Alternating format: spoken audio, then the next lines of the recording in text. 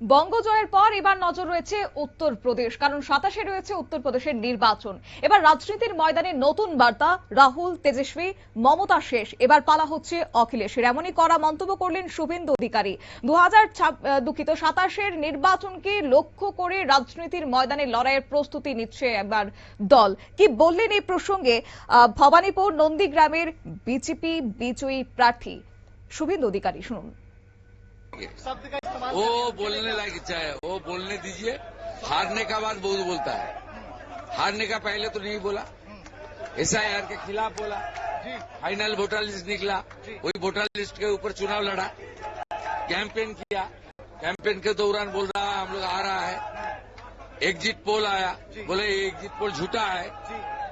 Counting centre में गया, जब हारने लग गया तब बोला ये मीठा नहीं है, ये खत्म। राहुल गांधी भी खत्म, तेजस्वी यादव भी पहले खत्म हो गया, ममता आज खत्म हो गया, और आने वाला यूपी चुनाव में अखिलेश भी खत्म हो गया। 12,000 जो आपने लीड दिया था, बोला था 12,000 से ज्यादा लीड करेंगे, तो 15,000 में लीड किया भवानीपुर। पूरा हिंदू कंसोलिडेट हो गया ना फुल। वो जो चेतला एरिया है वहाँ सब शरणार्थी है जी सर। और नीचे वाला जो सीपीएम का लूज वोटर है सब मुझे ভোট कर दिया।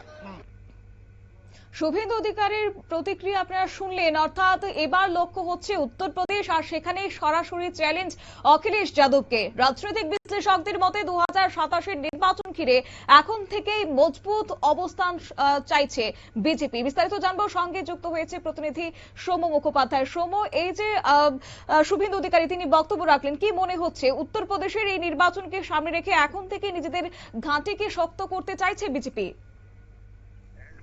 শতাব্দী সেটাই। পশ্চিমবঙ্গের দুটি আসনে জয়ী হয়েছেন শুভেন্দু অধিকারী। তিনি এতদিন পর্যন্ত পশ্চিমবঙ্গের বিরোধী দলনেতা ছিলেন।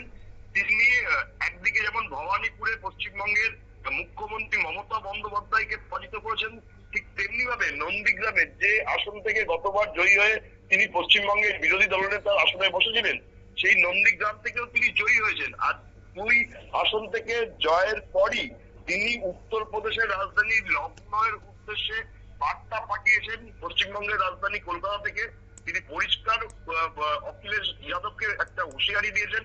তিনি বলেছেন যে নন্দীগ্রামের হিন্দুরা তাকে পুনরায় জিতিয়েছেন, সেখানকার পুরো মুসলিম ভোট তৃণমূলে গেছে, কিন্তু হিন্দু, শিখ, বৌদ্ধ, জৈন নন্দীগ্রামে শুভেন্দু অধিকারীকে ভোট দিয়েছেন। সেই একই ঘটনা ভবানীপুরেও ঘটেছে এবং এই জয়টাকে তিনি হিন্দুত্ব, বাংলা এবং প্রধানমন্ত্রী নরেন্দ্র মোদীর জয় বলে উল্লেখ করেছেন।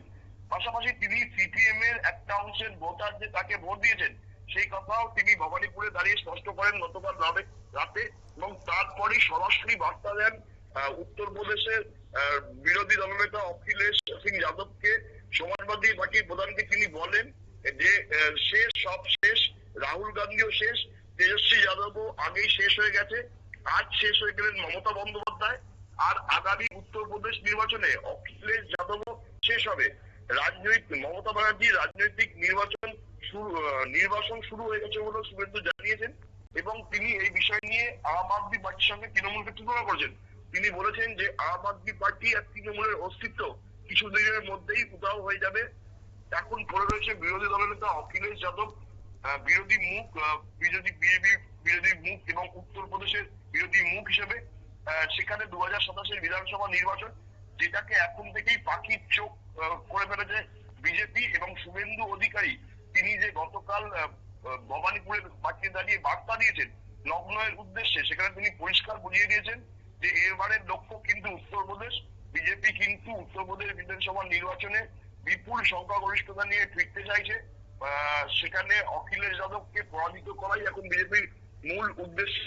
আর তাই যোগী আদিত্যনাথ মনে করা হয় যে শুভেন্দু এই যে দুটি আসনে জয়ী হয়েছে তার জন্য যথেষ্ট চেষ্টা করেছেন, এবং তিনি প্রচার করেছেন। তার একটা নিজস্ব টিম এসেছিল, তারা প্রচার করেছেন নন্দীগ্রাম এবং ভবানীপুরে শুভেন্দু অধিকারীর হয়ে।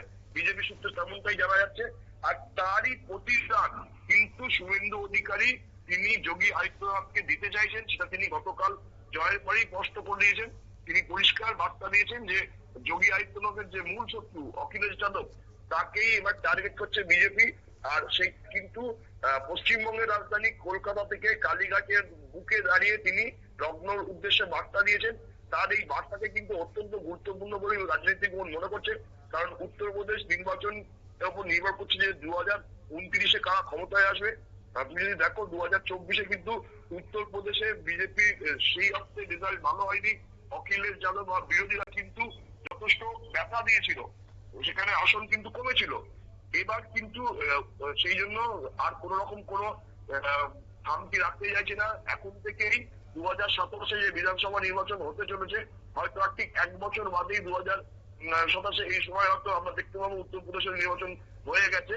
এই একটা বছর সময়ের মধ্যে দিয়ে কিন্তু বিজেপির মূল ফোকাস যে উত্তরপ্রদেশের দিকে থাকবে, পাঞ্জাব বা অন্যান্য রাজ্যের নির্বাচন থাকলেও মূল ফোকাস যে উত্তরপ্রদেশ হবে, সেটা কিন্তু গতকাল কালীঘাটের মাটিতে দাঁড়িয়ে স্পষ্ট করে দিয়েছেন পশ্চিমবঙ্গের সম্ভাব্য মুখ্যমন্ত্রী হতে চলা শুভেন্দু অধিকারী।